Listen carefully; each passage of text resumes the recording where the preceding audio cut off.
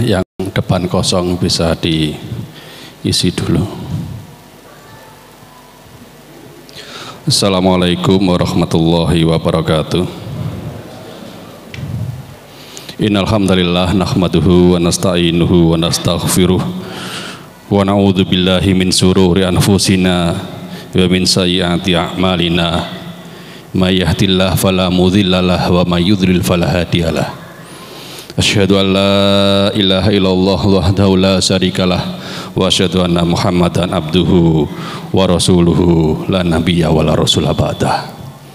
Bapak Ibu yang dimuliakan Allah, alhamdulillah kita pada malam hari ini kita bisa bertemu lagi mengkaji kitab 420 hadis sahih pembentuk karakter bersama Ustadz Dr. Muhammad Hambal Safwan LC MPDI. Semoga kita semuanya diberikan keistiqomahan dan pemahaman di dalam mempelajari ajaran Islam. Amin. Mohon anak-anak yang ada di luar atau bapak-bapak ibu-ibu yang membawa anaknya agar bisa mendampingi, agar bisa berjalan lancar kajiannya dengan tertib, tidak mengganggu bapak-bapak ibu-ibu yang lainnya. Setiap kita mengharapkan keluarga yang sakinah, mawaddah, warohmah. Dalam pembahasan kemarin tentang keluarga atau tentang wasiat terhadap wanita. Ibu bapak yang dirahmati Allah, sebenarnya tugas kalau kita mengacu kepada Al-Quran, tugas seorang istri itu hanya ada dua. Yang pertama itu fassolihatu qanitatun. Lah ini nanti yang akan dibahas oleh Ustadz Dr. Hambal, yaitu seorang wanita, seorang istri itu taat, patuh terhadap suaminya ketika suaminya itu menyuruh. Ya, kalau istrinya disuruh push up, lari, tiarap, gitu. Kemudian tugas yang kedua, seorang istri adalah hafizatun lil ghaibi bima hafizallah, selalu menjaga nama baik, menjaga kehormatan istri, menjaga kehormatan suami, keluarga, terlebih ketika suaminya tidak ada di rumah. Ketika bisa dua ini, Masya Allah, luar biasa. Kemudian yang menjadi persoalan adalah ketika kita sebagai seorang suami, ayo taat, engko nek gak taat dilaknat loh ya karo Allah. Nah, ini perlu pembahasan yang sangat detail dan mendalam. Maka dari itu, Bapak Ibu yang dirahmati Allah, pada malam hari ini yang akan dibahas. Monggo disimak agar kita sebagai seorang suami gak semena-mena ngongkon bojone saenake dhewe. Awas ya nek gak taat dilaknat karo Allah sampai besok. Nah, ini penting, makanya perlu diperhatikan. Nanti kalau ada hal yang kurang jelas, monggo nanti ditanyakan di sesi tanya jawab. Langsung saja kepada beliau Dr. Muhammad Hambal Safwan LC MPDI. Waktu dan tempat dipersilahkan. Tafadhol Ustaz. Assalamualaikum warahmatullahi wabarakatuh. Alhamdulillah, salatu wassalamu ala rasulillah wa ala alihi wa sahbihi ajma'in. Yaqulu Rasulullah sallallahu alaihi wasallam fima rawahu al-Bukhari wa Muslim min hadisi Muawiyah radhiyallahu an, may yuridillahu bihi khairan yufaqihu fid din. Alhamdulillah, kita bersyukur kehadirat Allah Subhanahu wa taala atas taufik dan nikmatnya kita bisa hadir di majelis ilmu ini sebagai bentuk upaya dari kita bersama agar Allah Subhanahu wa taala membukakan pintu-pintu kebaikan kepada kita. Ya, karena Rasulullah SAW bersabda, "May yuridillahu bi khairan yufaqihu fiddin." Barang siapa yang Allah kehendaki baginya kebaikan, maka Allah akan fahamkan dia dalam urusan agama. Allah akan kasih semangat dia untuk belajar. Karena nggak ada orang yang paham kecuali dengan belajar. Ya. Nggak ada orang ujuk-ujuk itu langsung alim. Ya. Saya dapat ilmu laduni langsung pintar. Kalau ada orang seperti itu berarti dia sedang kerasukan jin yang pintar. Ya. Jadi karena dalam Islam al ilmu bita'allum, ilmu itu adalah dengan belajar. Ya, pembahasan kita pada malam hari ini yaitu tentang bab hak suami atas istrinya. Kemarin kita bahas tentang bagaimana keutamaan istri yang solehah. Sekarang yaitu tentang hak suami. Ya. Sebagai penjabaran bagaimana seorang istri itu dikatakan soleha.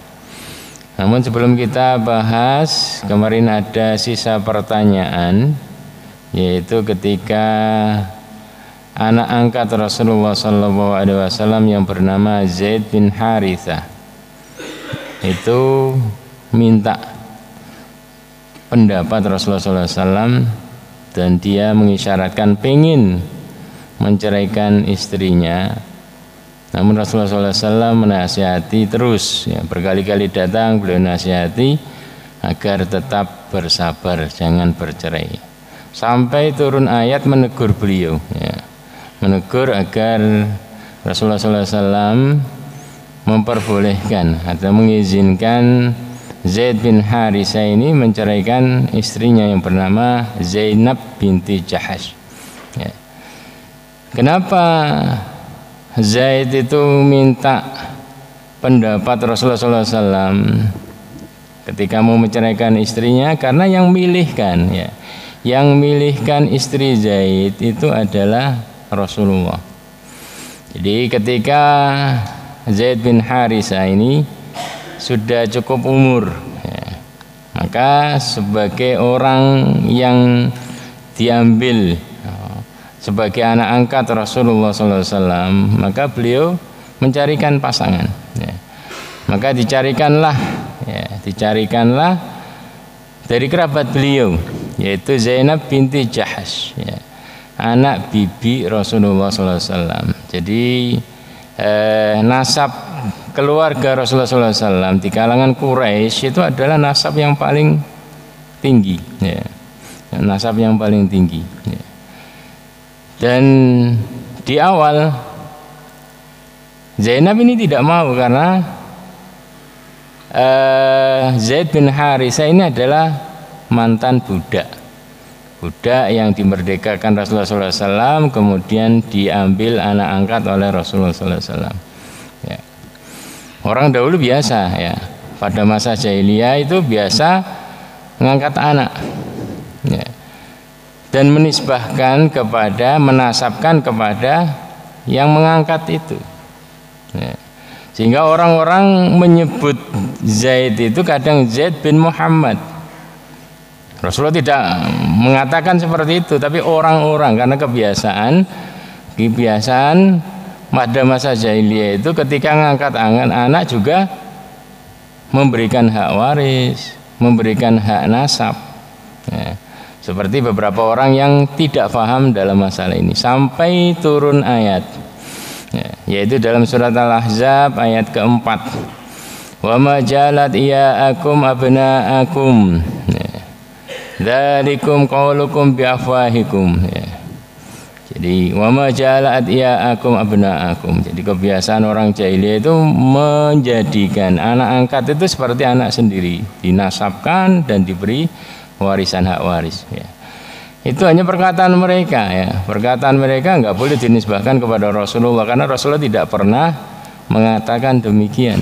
Beliau tetap menjadikan Zaid bin Harithah sebagai anak angkat, ya, bukan anak beliau. Dan beliau memanggil Zaid bin Harithah, tidak memanggil Zaid bin Muhammad, ya.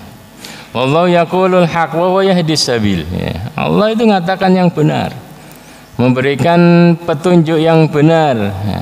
Dan Allah Subhanahu wa taala yahdis sabil, memberikan petunjuk kepada jalan yang lurus.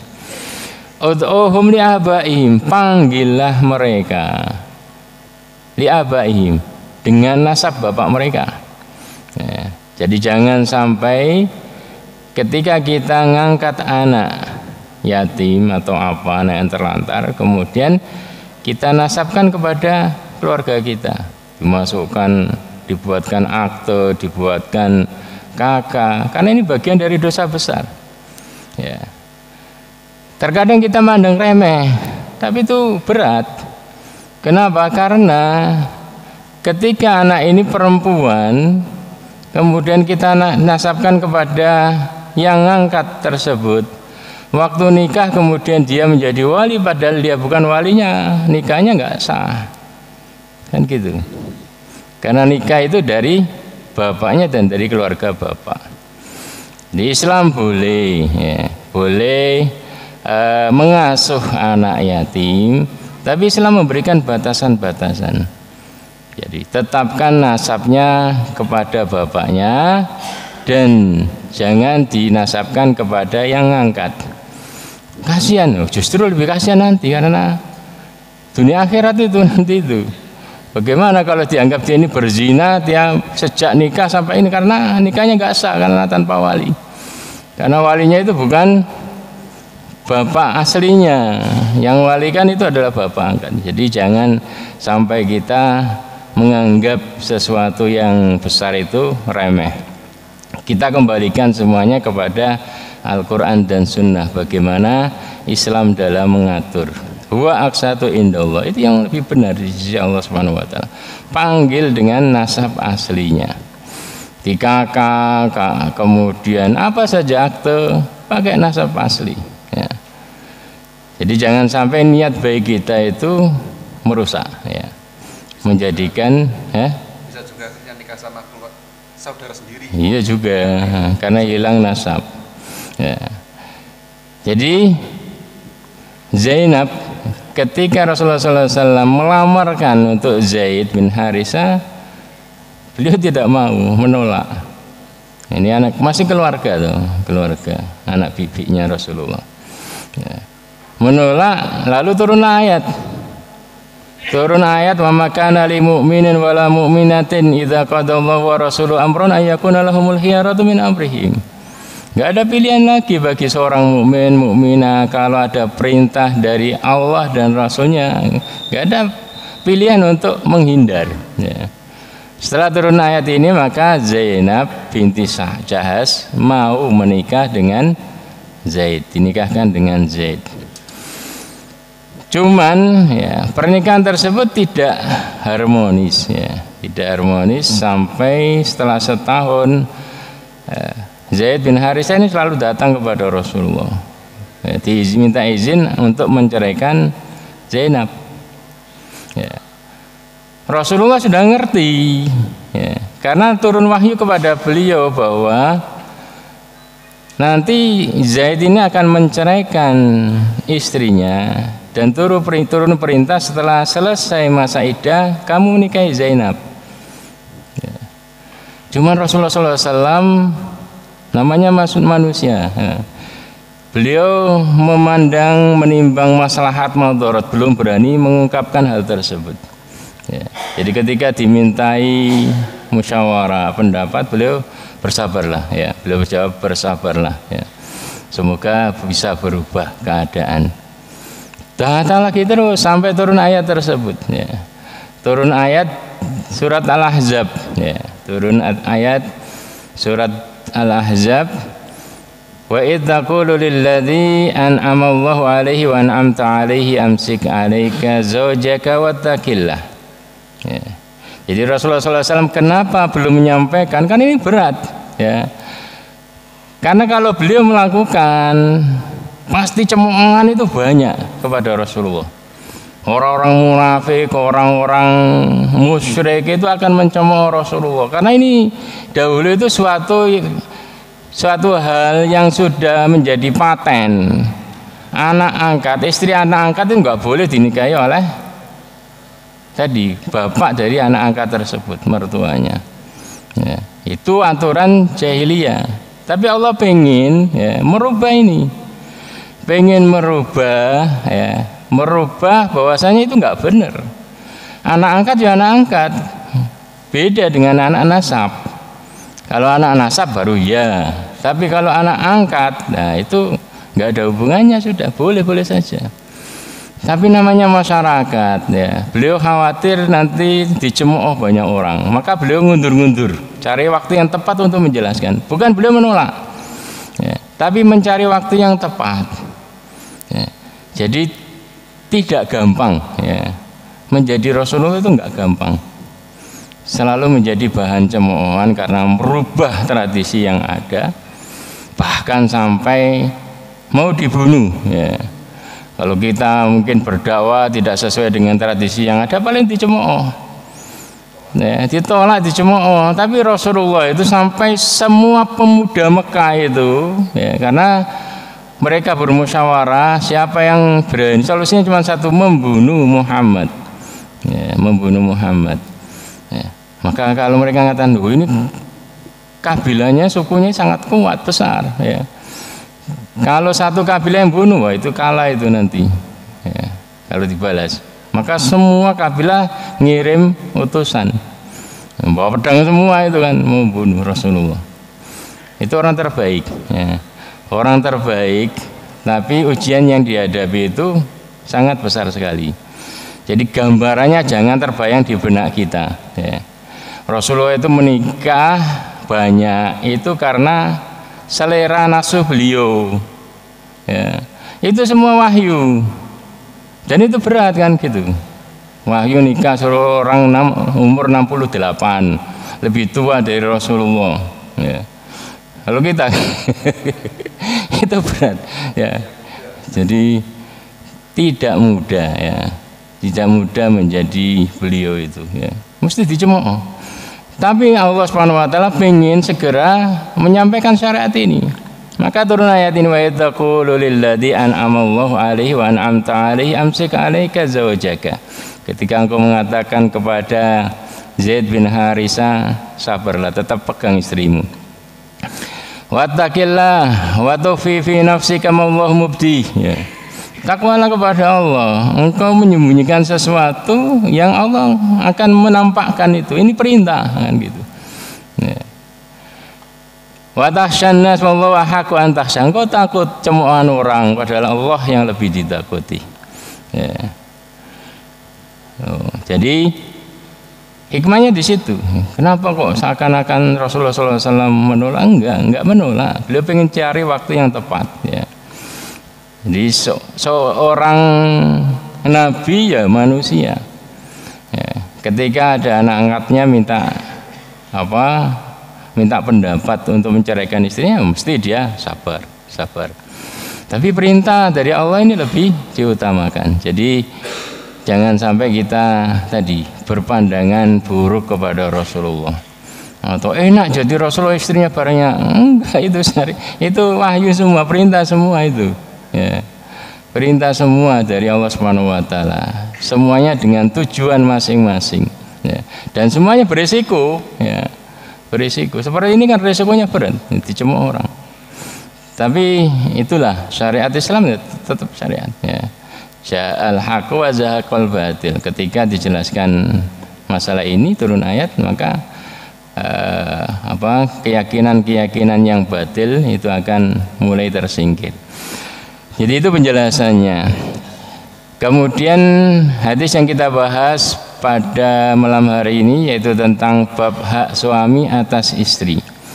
An Abi Hurairah radhiyallahu anhu qala Rasulullah sallallahu alaihi wasallam, "Idza da'a ar-rajulu imra'atahu ila firashih falam ta'tihi fabata ghadban 'alaiha la'anat hal malaika hatta tusbih." Rawahul Bukhari wa Muslim, ya. Dari Abi Hurairah radhiyallahu anhu yang menuturkan Rasulullah sallallahu alaihi wasallam bersabda, jika seorang suami mengajak istrinya ke tempat tidurnya, maksudnya ini adalah mau berhubungan badan, ya, hubungan suami istri. Falam ta'tihi, namun istrinya tidak nurut pada suaminya, tidak menyerahkan dirinya, maka fabata ghadban 'alaiha, ya, sehingga suaminya tadi itu semalaman murka kepada istrinya, ya. saya sudah capek-capek ya, kerja, kemudian kenapa kok saya tidak mendapatkan pelayanan yang baik ya.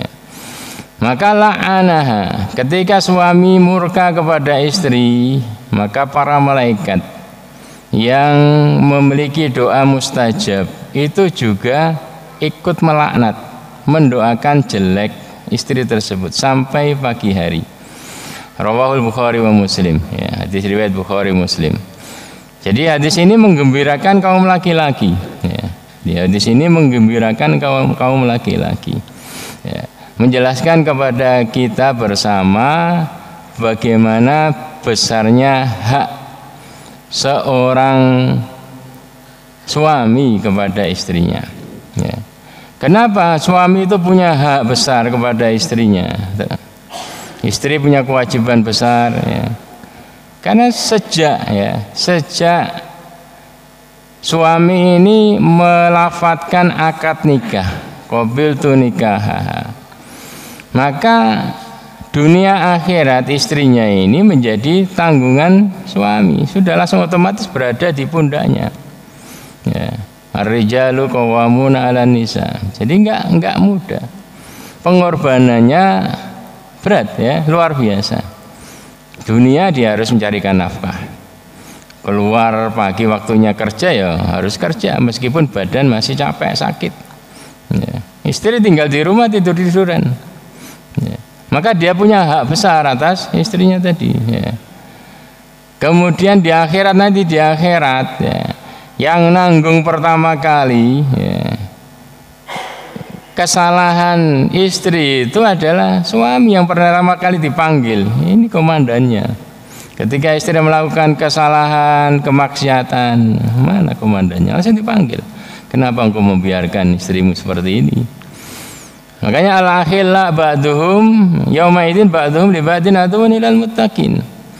Dua orang yang saling menyayangi itu nanti pada hari kiamat itu berubah menjadi musuh.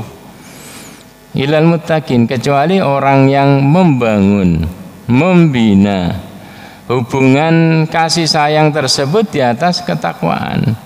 Itu saling memberikan syafaat, kalau itu saling mengkatrol. Jadi rugi bagi kita ya. Jadi rugi seorang suami istri itu tidak ngaji itu rugi, tidak paham agama itu rugi. Jangan berpikir menjauh dari agama biar tidak tahu syariat itu selamat, enggak ya. Itu enggak selamat itu. Allah sendiri mengatakan seperti itu, membocorkan kepada kita masa depan kita itu seperti itu ya. Jadi besar sekali tanggung jawab suami atas istrinya.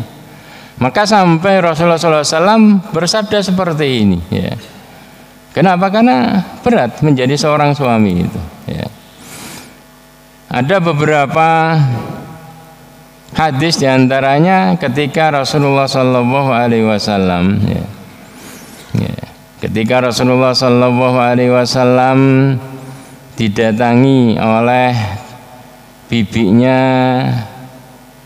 Husain bin Mihsan ya. Anamatan lahu atatin Nabi sallallahu alaihi wasallam.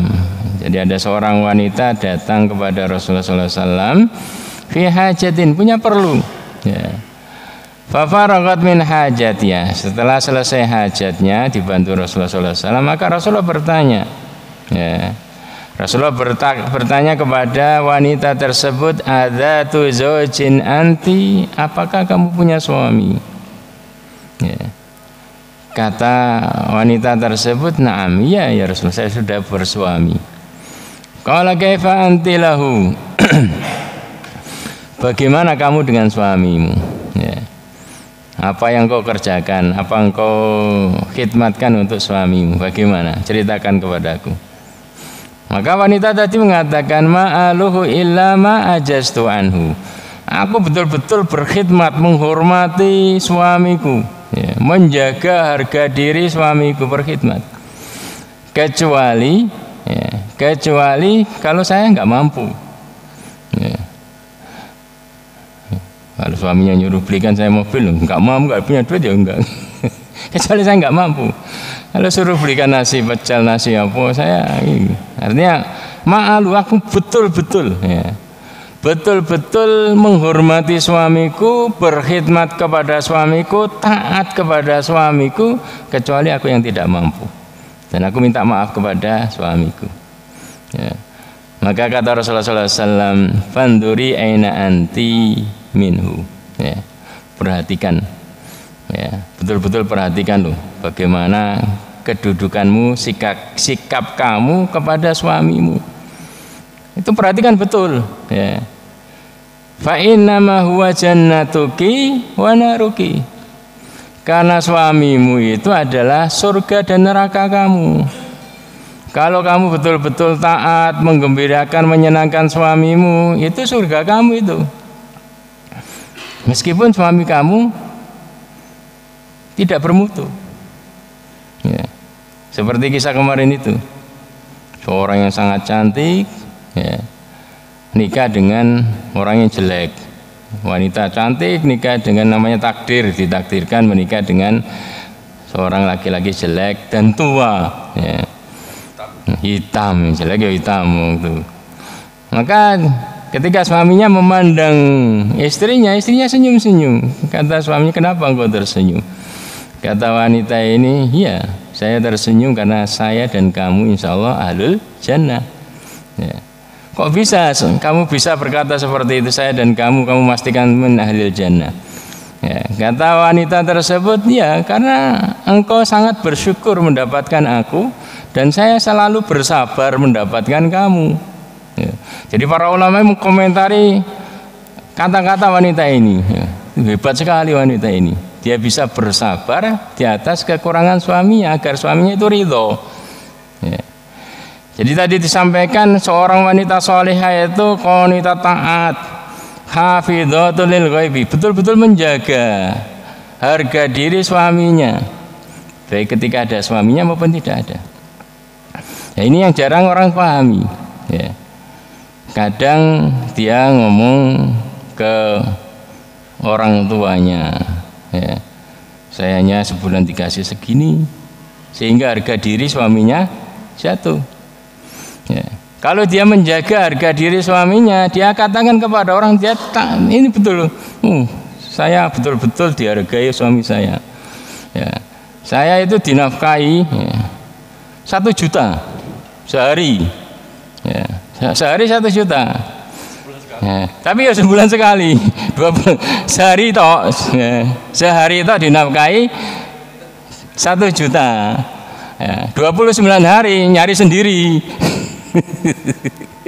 Ada kawan itu seperti itu, dia mau masna ketika berapa kamu nafkahi? Saya berani 1 juta sehari, tapi ya sehari toh 29 hari cari sendiri. Ya.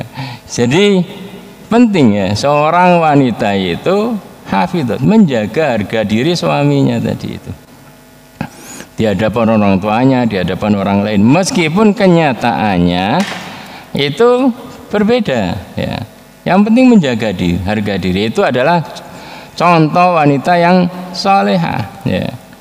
Karena keridhaan seorang suami itu sangat berharga sekali bagi istrinya. Rasulullah SAW bersabda, ayyuma mra'atin matat wa zawjuha anha radin dakhalatil jannah. Wanita manapun yang meninggal dan suaminya itu ridho dengan istrinya tersebut, ridho dengan sikap istrinya selama menjadi istri, senang ya, maka dakhalatil jannah, pasti wanita tersebut masuk surga, dimasukkan ke dalam surga. Jadi seorang istri harus betul-betul menghormati, mentaati, menjaga harga diri suaminya di hadapan siapapun ya. Kenapa? Karena yang pertama ya, Allah memerintahkan, Allah dan Rasulnya itu memerintahkan agar istri itu taat, dan itu wanita yang terbaik ya. Rasulullah ditanya, ayun nisa khair, wanita mana yang paling baik itu ya Rasulullah? Beliau menjawab, allati sarratka idza nadarta ilaiha, Wanita terbaik itu, istri terbaik itu bukan yang neko-neko, ya. Tapi istri terbaik itu kata Rasulullah simpel saja, ya. Wanita yang menggembirakan kamu ketika kamu memandangnya, ya. Wa ata'atka idza amartaha, dan yang taat, selalu taat, nurut kepadamu ketika kamu menyuruhnya. Dan alasan yang kedua ini penting. Kenapa? Karena ketaatan seorang istri itu adalah kunci keharmonisan rumah tangga, ya. Ketaatan seorang istri itu kunci keharmonisan rumah tangga. Jadi kalau istri itu selalu taat suami, menggembirakan suami, jelas harmonis itu, ya. Meskipun suaminya kadang banyak kekurangan, ya. Kadang wanita itu tidak sabar sehingga terjadi perceraian, ya. Jadi Rasulullah SAW memerintahkan untuk bersabar ketika ada kekurangan, ya. Ij'al minal limun syaraban khulwan, ada kata pepatah Arab, ya. Jadikan limun, jeruk nipis itu minuman yang sangat menyegarkan. Jeruk itu pahit, tapi kalau kita bisa menyikapinya dengan baik, cara berpikir kita tata, itu jadi ini minuman yang sangat menyegarkan, ya. Tinggal wanita tadi itu bagaimana tadi dia memanage hatinya, cara pandangnya ditata agar dia bisa legowo. Memang takdirnya seperti ini, ya. Kalau suami itu seperti barang dagangan, bisa dibarter, ditukar, ya enak saja tinggal ditukar di pasar. Tapi ini kalau sudah akad, ya sudah selesai. Dari awal kamu sudah dimintai pendapat, ya. Mau enggak? Kalau mau ya sudah taat dengan kekurangan suami. Seperti dalam ayat kemarin, dalam kekurangan itu ada banyak, insya Allah ada banyak kelebihan yang Allah berikan. Satu sisi kekurangan, sisi yang lain banyak kelebihan yang lain, ya. Itu yang harus diyakini, ya. Kemudian yang ketiga, ya, ketaatan seorang istri itu, ya, ketaatan seorang istri itu menjadi kunci, ya, anak soleh. Karena bapak dan ibu ini teladan bagi anak-anaknya. Jadi ketika suami istri ini betul-betul harmonis, istri taat suami, menyenangkan hati suami sehingga harmonis, suaminya kerasan di rumah, sehingga anak ini senang, tentrem, ya. Jadi anak itu butuh kasih sayang orang tua. Ketika dia melihat kedua orang tuanya itu harmonis, maka dia akan tumbuh menjadi anak soleh. Tapi kalau suami istri, kedua orang tuanya ini selalu bertengkar, ibunya mencontohkan tidak taat kepada suaminya, bahkan menjelek-jelekkan suaminya, maka anak ini cenderung berontak karena dia anak bapaknya, ya. Karena dia juga anak bapaknya, orang yang dia jelek-jelekan tersebut nggak terima, sehingga dia akan melampiaskan keluar menjadi anak yang nakal, anak yang liar. Kenapa? Karena dia tidak mendapati kelembutan, kasih sayang, contoh yang baik di rumahnya, maka dia akan nyari kebebasan, hiburan, ya. Jadi ini adalah harus diperhatikan seorang istri, ya. Terkadang dia harus mengalahkan perasaan dia untuk kemaslahatan anak-anaknya. Dia mengalahkan perasaan dia agar dia mendapatkan jannah, ya. Menjadi orang yang bersabar sehingga menjadi ahlul jannah. Paling berapa tahun, ya. Tapi dari situ, ya. Karena kalau mungkin suaminya jelek atau apa, nanti ternyata ditua kan sama-sama jelek, ya. Cantik atau apa itu kan masih muda. Ketika sudah tua kan sama-sama jelek, ya. Sama-sama keriput. Yang dibutuhkan itu adalah bagaimana saling setia, ya. Jadi ketika suami mendapati ada kehangatan di rumahnya, ada keharmonisan, maka dia akan kerasan, ya, dan akan mempertahankan hubungan tersebut hingga akhir hidup ya. Jadi pelajaran yang bisa kita peroleh dari hadis ini, yang pertama bahwa istri itu wajib mentaati suami dan menuruti keinginannya selama berada dalam kemampuan istri dan selama tidak maksiat kepada Allah dan Rasulnya. La ta'ata li makhlukin fi maksiatil khaliq, karena nggak ada ketaatan bagi makhluk fi maksiatil khaliq ya, dalam hal yang bermaksiat kepada Allah Subhanahu wa taala.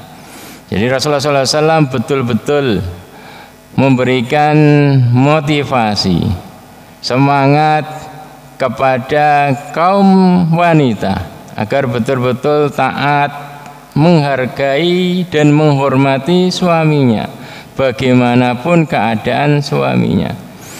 Karena sholihat itu ya ada pada wanita tersebut. Artinya kesolehan seorang wanita, seorang istri itu tidak tergantung pada suaminya ya. Dia tetap soleha baik suaminya soleh maupun tidak soleh ya. Seperti istrinya Fir'aun ya. Jadi dia tetap soleh ya. Soleha maksudnya ya. Makanya Rasulullah SAW beliau dalam hadis riwayat Anas bin Malik dalam Musnad Ahmad, anna Nabiya sallallahu alaihi wasallam qala la yasluhu li basharin ay yasjuda li basharin walau salaha li basharin ay yasjuda li basharin la amartul mar'ah an tasjuda li zawjiha min idhami haqqihi 'alaiha walladhi nafsi biyadihi law kana min qadamihi ila mafraqi ra'si qarhah tajri bil qaih wasadid thumma istaqbalathu falahasathu ma'addat haqqah ya. Jadi Rasulullah SAW bersabda la yasluhu, tidak boleh ya, tidak berhak manusia itu sujud kepada manusia yang lain. Kalau diperbolehkan maka aku akan perintahkan istri la amartul mar'a antas judali zawji, aku akan perintahkan wanita istri untuk sujud kepada suaminya. Saking besarnya hak suami.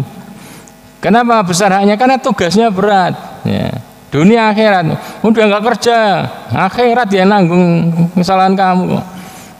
Enak kamu diringankan nanti ya. Jadi kalau kadang orang memandangnya di dunia tok, dia nggak kerja, nggak ngasih nafkah, sehingga dia tidak taat, tidak menghormati suaminya ya. Padahal tanggung jawab suami itu bukan hanya dunia, dunia itu hanya kecil. Yang paling berat itu akhirat, tanggung jawab akhiratnya itu. Makanya kalau seandainya boleh seorang manusia itu sujud kepada manusia yang lain, tentu aku akan perintahkan istri untuk sujud kepada suaminya min idhami haqqi 'alaiha, karena besarnya hak suami atas istri. Walladzi nafsi biyadi, demi yang jiwaku ada di tangannya, law kana min qadamihi ila mafraqi ra'si qarha, kalau seandainya seorang suami itu punya luka ya, luka dari kaki hingga kepala dan mengeluarkan nanah, kemudian sumastakbalathu, kemudian wanita istrinya itu datang menciumi ya, menjilat ya, menjilat luka suaminya tersebut, menjilat pakai lidah ya. Maka sumastakbal ya, ma'addat haqqah, itu belum cukup untuk membayar hak suami ya. Saking seperti itunya.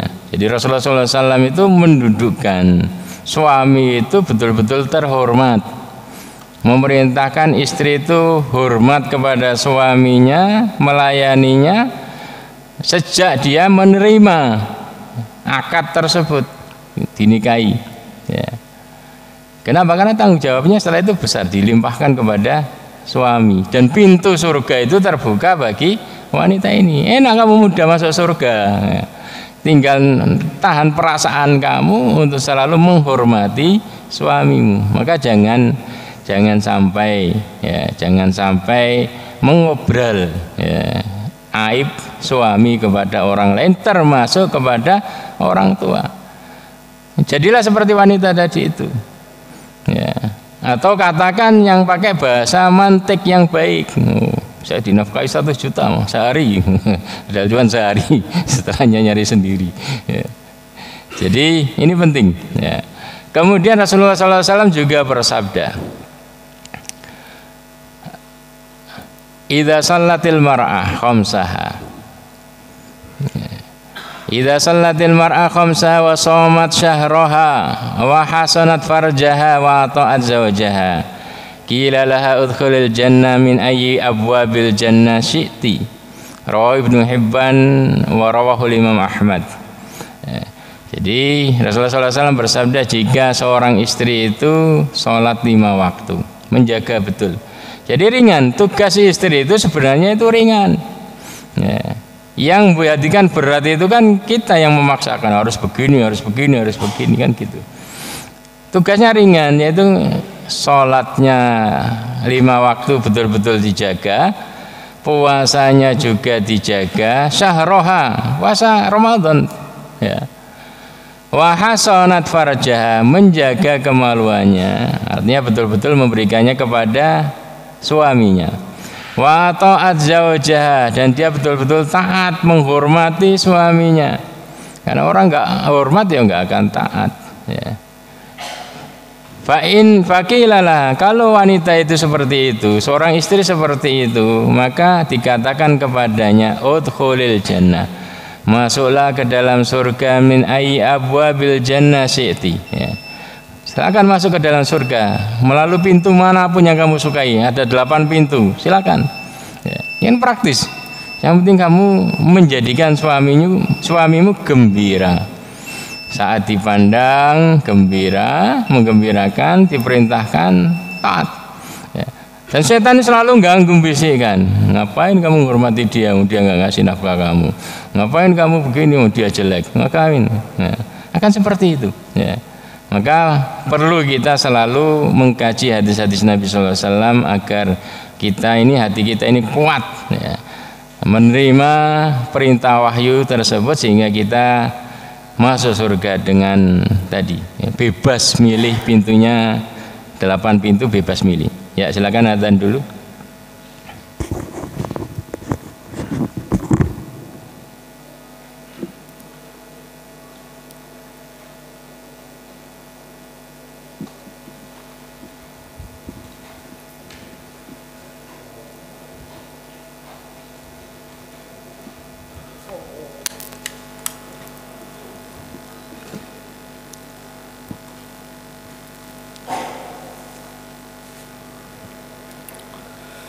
Allahu Akbar, Allahu Akbar, Allahu Akbar, Allahu Akbar. Asyhadu an la ilaha illallah.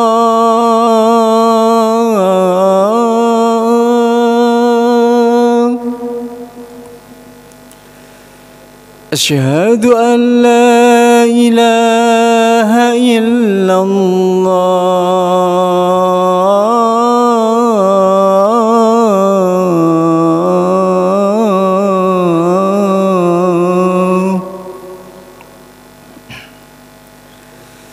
أشهد أن محمدا رسول الله.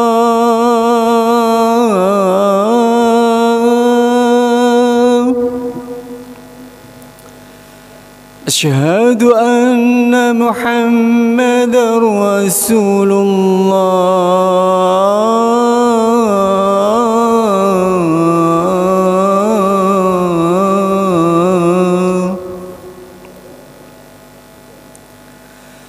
حي على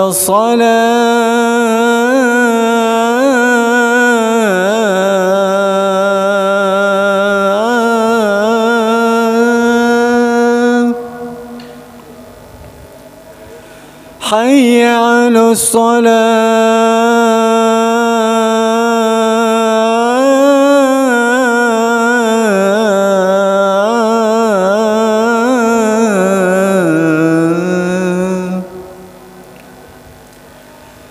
حي على الفلاح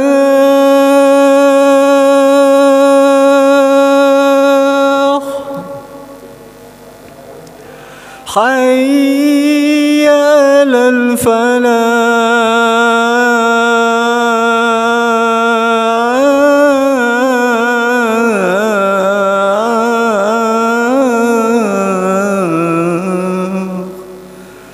الله أكبر الله أكبر لا إله إلا الله.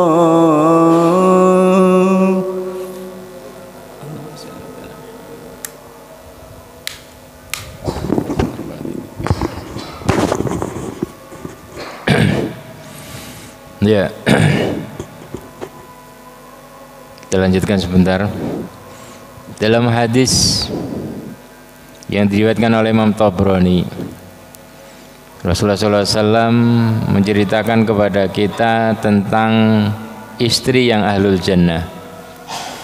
Beliau katakan nisa'ukum min ahlil jannah, ya.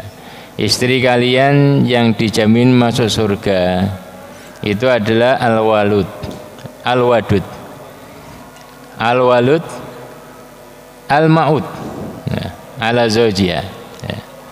Wadud itu adalah istri yang pecinta, sangat mencintai suaminya. Mawaddah itu lebih tinggi derajatnya daripada mahabbah. Yuhib itu cinta, hanya kata-kata, aku cinta kamu, nah, itu. Tapi kalau mawaddah itu lebih kepada bukti, perbuatan. Dia masakkan suaminya, dia pijitin suaminya, dia bantu suaminya. Artinya cinta yang dibuktikan dengan perbuatan. Itu mawaddah, bukan cinta omong kosong. Ya, itu mawaddah. Istri yang kata Rasulullah yang ahlul jannah itu adalah yang wadud, yang cinta kepada suaminya sampai dia mengorbankan, ya, hartanya untuk suaminya. Ya, jadi bukan hanya ini mengerjakan khidmat, ya, melayani suami, tapi juga sampai dibuktikan dengan pengorbanan harta dia. Terkadang seorang istri itu kan dia pintar, ya, pintarnya itu gini, ya, hartamu hartaku, tapi kalau hartaku ya hartaku, bukan hartamu. Biasanya wanita kebanyakan seperti itu. Jadi dia tulis betul, ya, kalau harta suaminya saya harus bisa menikmati, sehingga selalu nyari minta suaminya. Tapi kalau jatah warisan dia, jatah kerja dia, wah ini milikku, kamu nggak boleh minta. Ya. Nggak seperti itu mawaddah itu. Mawaddah itu sampai kepada dia mengorbankan harta untuk suaminya. Kenapa? Pintu surga, ya. Karena surga itu mahal, ya. Pintu surga itu mahal, ya. Al-walud, ya, yang banyak punya anak, siap melahirkan anak suaminya. Al-ma'ud ala zawjiha, ya, memberikan manfaat, ya, kebaikan kepada suaminya. Allati idza ghadiba zawjuha, ini perhatikan, ya, karakternya itu. Yaitu jika suaminya itu marah, wajah suaminya itu merengut, mungkin karena kesalahan suaminya atau kesalahan istrinya, ya. Mbok suaminya yang keliru, mbok istrinya yang keliru, yang penting ketika suaminya itu marah, maka jaat hatta tadayadaha fi yadi zawjiha. Dia mendekati suaminya, meletakkan tangannya, memegang tangan suaminya, ya, meletakkan tangannya di tangan suaminya dan berkata, la aduk gomsan hatta tardo. Saya nggak akan tidur sampai kamu ridho kepadaku. Ya. Jadi ini meskipun suaminya yang keliru atau istrinya yang keliru, ketika wajah suaminya itu berubah, maka dia akan mendatangi suaminya, pegang tangannya atau meletakkan tangannya di tangan suaminya, nyerahkan tangannya. saya nggak akan tidur sampai engkau ridho kepadaku, ya. Karena itu surganya istri di situ, ya. Jadi sampai seperti ini Islam dalam meletakkan, mendudukkan hak suami atas istrinya. Karena itu kunci segalanya, karena itu kunci keharmonisan rumah tangga. Kunci anak-anak itu menjadi anak-anak yang soleh dan soleha karena melihat keharmonisan suami istri, bapak ibunya tadi itu. Ya, terkadang seorang karena surga ini ya harus tadi merelakan perasaannya, ya, memerangi perasaannya, karena mesti nggak terima itu, ya. Kemudian pelajaran yang kedua yang kita bisa peroleh dari hadis ini bahwa istri yang menolak melayani keinginan suami menyebabkan suami melakukan perbuatan maksiat, ya. Jadi kebanyakan suami itu selingkuh atau berbuat maksiat itu karena tadi, ya, karena istrinya tidak mau menghormati dia, tidak merajakan dia, tidak melayani dia, tidak taat kepada dia, sehingga dia cari yang lain, ya. Maka jangan terlalu tadi ya keliru, tapi kemudian ya jangan 100% nganggap itu keliru. Harus introspeksi, ya, introspeksi diri, karena boleh jadi saya menjadi penyebabnya kan gitu, ya. Karena ketika seorang itu melafadzkan akad, ya, maka semua perbuatan yang dikerjakan suami, yang dikerjakan istri itu bernilai ibadah. Istri masakan suami, suami bekerja, semua itu bernilai ibadah, ya. Maka ketika Rasulullah SAW didatangi oleh orang-orang miskin dan mereka mengatakan, ya Rasulullah, dhahaba ahlud dusur bil ujur. Ya Rasulullah, orang-orang kaya itu pergi dengan borong pahala. Mereka sholat sama seperti sholat kita sholat, ya. Mereka puasa sama seperti kita juga puasa, tapi mereka bisa bersedekah dengan harta mereka yang lebih, sedangkan kami tidak. Maka Rasulullah SAW menjelaskan banyak pintu-pintu kebaikan, ya. Salah satu diantaranya adalah wafi bud'iyahadikum shadaqah, ya. Saat kalian mendatangi istri kalian, menggauli istri kalian itu bernilai sedekah, pahala itu, ya. Maka para sahabat bertanya, ya Rasulullah, yati ahaduna syahwatahu wa yakunu lahu fiha ajrun. Ya Rasulullah, kok mendatangi menyalurkan nafsu kok dapat pahala, ya. Maka Rasulullah balik bertanya, ara'aitum law wada'aha fi haram akana alaihi wizrun. Ya, bagaimana pendapat kamu kalau suami itu menyalurkan syahwatnya tidak pada tempatnya, di tempat yang haram, bukankah dia mendapatkan dosa? Ya, kata mereka, iya. Seperti itulah ketika dia menyalurkan syahwatnya pada yang halal, yang benar. Artinya ketaatan istri itu menjadi tameng agar suami itu tidak bermaksiat kepada Allah Subhanahu wa taala. Keduanya saling menjaga agar bisa masuk surga bareng, ya.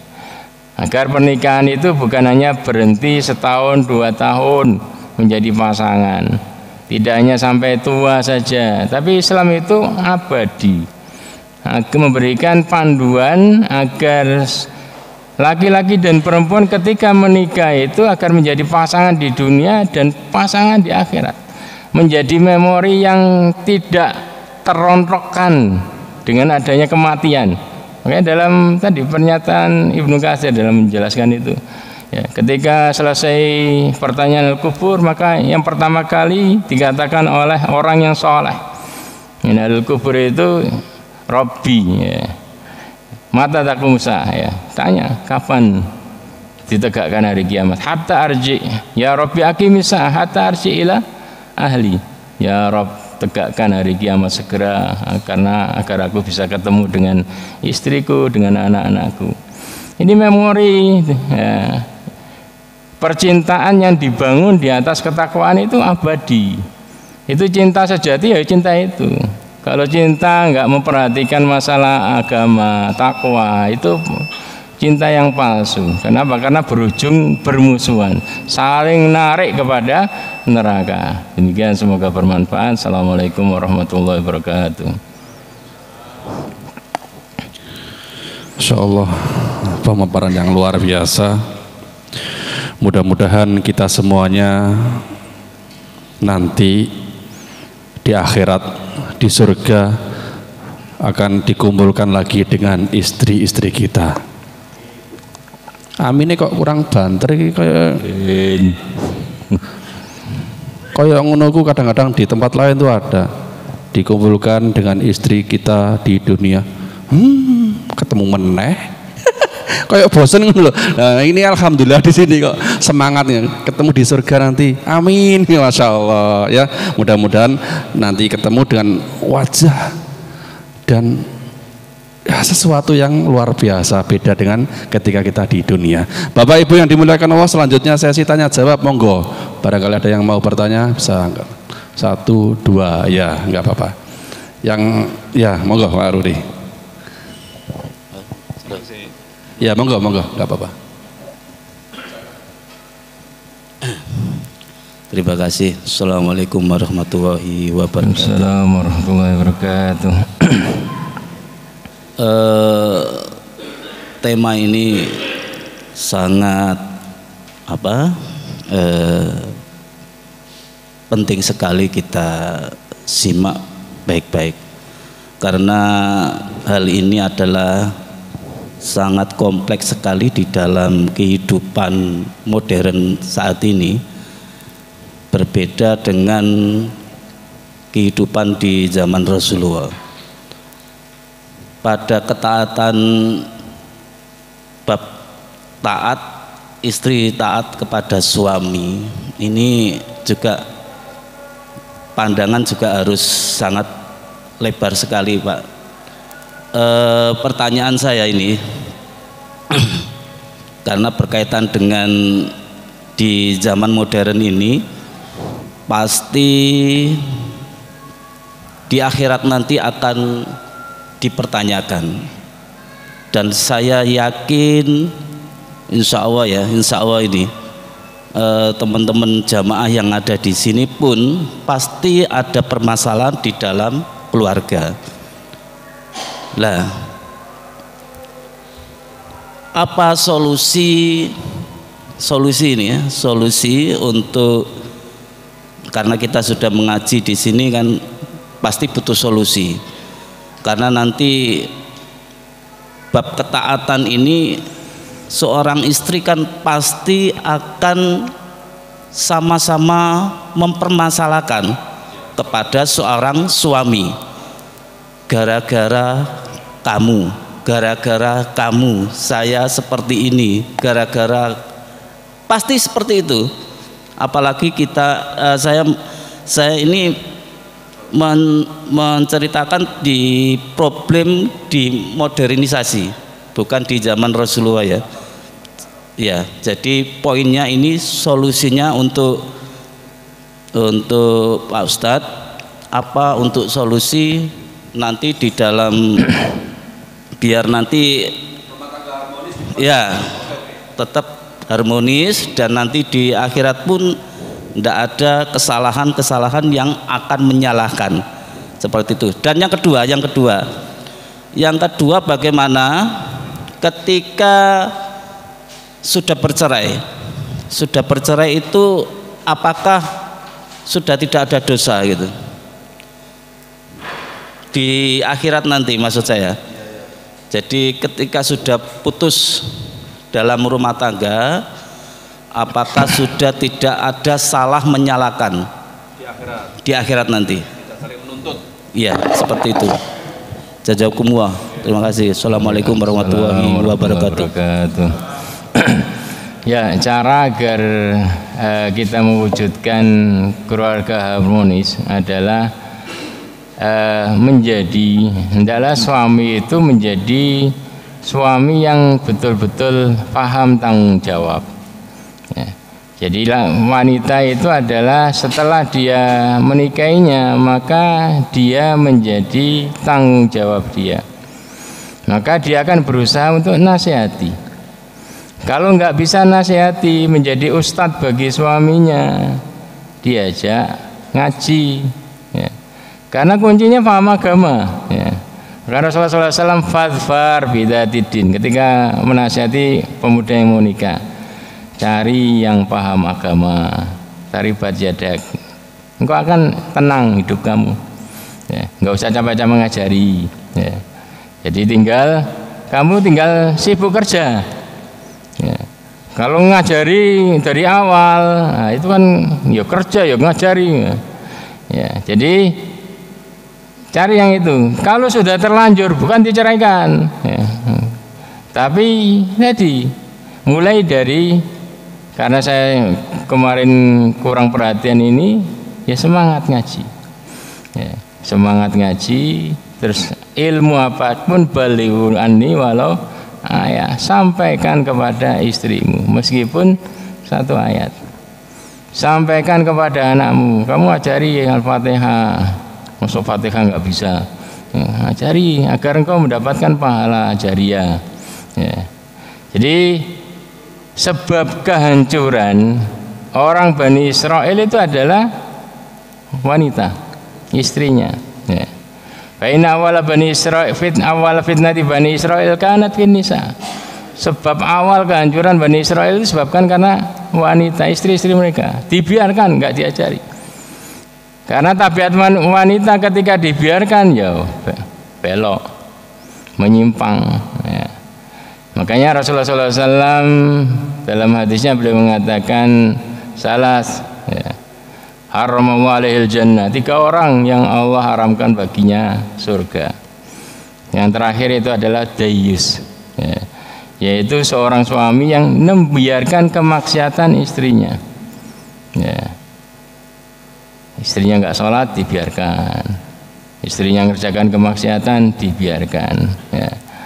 Jadi dalam Islam itu nggak ada kamu suami soleh sendiri, ya. Mesti dia akan diseret. Kalau istrinya dibiarkan, dia akan nuntut nanti di akhirat. Saya nggak diajari, ya.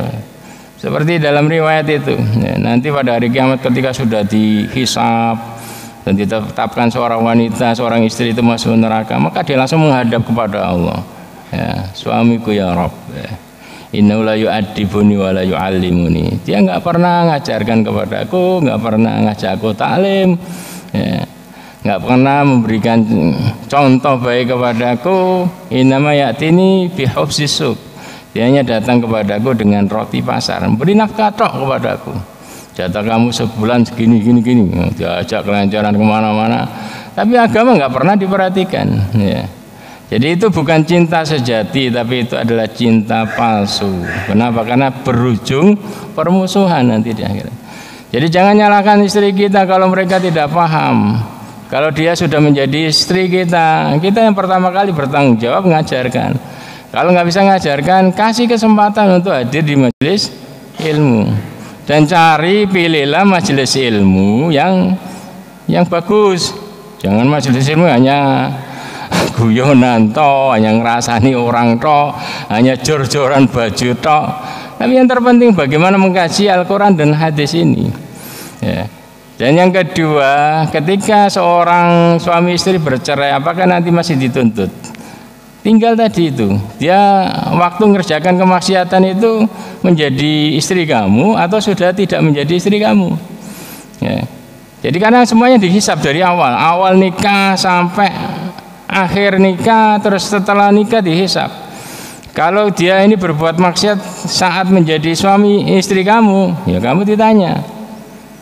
Tapi kalau dia berbuat setelah lepas dari tanggung jawab kita, ya selesai, ya.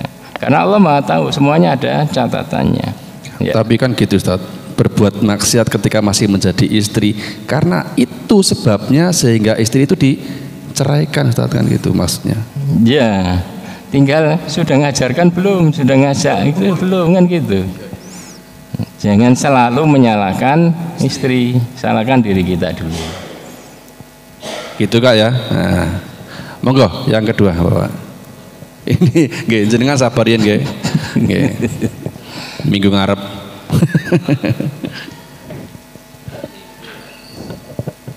Ngapunten. Terima kasih. Assalamualaikum warahmatullahi wabarakatuh. Sedikit Ustadz mohon penjelasan ketika ada istri yang berbuat maksiat, semisal keluar rumah tanpa berjilbab ya, jadi kelihatan rambutnya, itu kan dosa ya Ustadz ya. Ketika suami itu menasihati, tetapi si istri tadi itu tidak menghiraukan. Lah, tidak menghiraukan. Lah, itu bagaimana sikap seorang suami dan bagaimana konsekuensi nanti di akhirat Ustaz? Yeah. Terima kasih. Assalamualaikum warahmatullahi wabarakatuh. Ya. Jadi ketika istri dinasihati tapi dia enggak mau, maka apa yang harus dikerjakan? Jadi kita dahulukan, kita munculkan kasih sayang kepada istri kita. Jadi orang kalau sayang seperti sayangnya seorang ibu kepada anak ya, kita kan ngomong saya cinta kamu, saya sayang kamu, toh buktikan kan di sini ya. Lihatnya seperti lihat kasih sayang ibu kepada anaknya, menasihati sekali kok nggak diterima, ganti lagi model yang lain, ganti lagi model yang lain ya. Saking sayangnya itu agar anaknya menjadi baik ya. Jadi sama ketika kita nasihati istri kita ya, harus berbagai cara, bukan kita dahulukan vonis ya. Kalau kita dahulukan vonis, yang penting sudah saya sampaikan, selesai ya. Bukan seperti itu. Tapi kalau didahulukan itu adalah kasih sayang, maka berbagai cara ya, dinasihati, termasuk tirakat. Kita sholat, doakan istri kita, sholat malam, saya sholat untuk istri saya agar menjadi taat ya. Berbagai cara ya. Jadi jangan satu cara kemudian kita mengambil sikap ya, vonis bahwasanya istri saya sudah tidak layak menjadi istri yang solehah, harus waktunya ganti istri itu kan nggak sayang ya. Perhatikan sebagaimana seorang ibu kepada anaknya lah, itulah wujud mawaddah, sayang itu ya. Senakal apapun anak, mesti kan berbagai cara ibu ini akan berusaha merubah ya. Jadi karena cita-cita kita itu bisa bareng sama istri nanti di surga, karena itu yang paling sempurna. Kebahagiaan paling sempurna didampingi istri di surga. Bukan hanya bidadari, bidadari itu nomor berapa kenikmatannya, tapi didampingi istri, sehingga ketika nggak punya istri yo kan gitu ya. Jadi perlu perjuangan, karena surga itu perlu diperjuangkan kan gitu ya. Ya, terakhir ini Ustadz, ada ibu-ibu yang bertanya. Assalamualaikum Ustadz. Izin bertanya, Ustadz, malaikat akan melaknat jika istri menolak ajakan suami. Terus bagaimana Ustadz jika sebaliknya suami menolak ajakan istri? Bagaimana itu Ustadz? Ya, saling punya hak ya, saling punya hak. Cuman hak suami itu jauh lebih besar. Karena hak istri itu mendapatkan pelayanan dari suami ya. Cuman kan harus saling memahami tadi loh ya. Jadi kalau suami istri alasan capek ya, alasan capek, suami juga jauh lebih capek kan gitu ya. Sehingga dia derajatnya di bawahnya. Jadi ketika kenapa kamu capek? Saya kerja begini, itu kan ini kamu sendiri. Artinya lebih diutamakan tadi itu ya. Jadi ketika suami tidak mau, ketika istri minta, ya didahulukan. Mungkin suami saya capek, nunggu istirahat dulu kan gitu. Caranya dipijiti dulu. Artinya segala sesuatu kan perlu cara toh. Pertama nggak mau, lama-lama kan ada caranya sampai mau kan gitu. Perlu cara khusus. Ya mestinya kan sudah profesional, paham suaminya bagaimana salahnya. Baru datang kemudian diminta nggak mau, gampang saya punya, karena wanita itu punya 1000 cara kan gitu. Ya, jangan kemudian mendahulukan vonis dan ini ya. Karena derajatnya ya beda ya. Tugas ya sama-sama punya hak, tapi hak suami itu jauh lebih besar karena dia nanggung akhirat kamu, nanggung dunia kamu kan gitu. Jadi harus dipahami ya, kalau saling memahami itu jauh lebih bagus ya.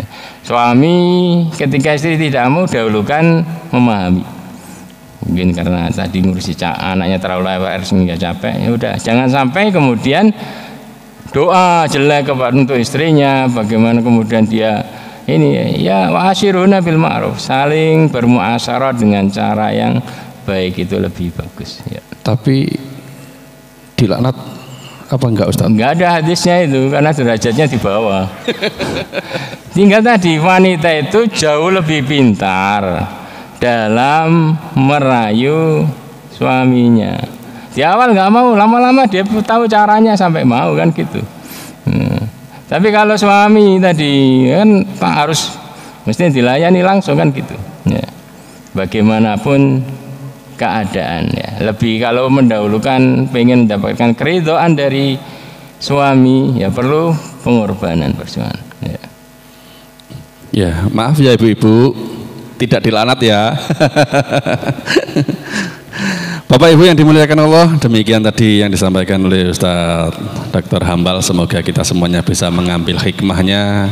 Semoga sekali lagi keluarga kita semakin harmonis, keluarga menjadi keluarga yang sakinah, mawaddah, warahmah, karena saling mengetahui antara hak suami, hak istri, kewajiban suami, kewajiban istri. Mohon maaf kalau ada kesalahan. Sekian, kita tutup dengan bacaan alhamdulillah dan doa kafaratul majelis. Alhamdulillahirabbil alamin. Subhanaka Allahumma wa bihamdika asyhadu an la ilaha illa anta astaghfiruka wa atubu ilaik. Wassalamualaikum warahmatullahi wabarakatuh. Assalamualaikum.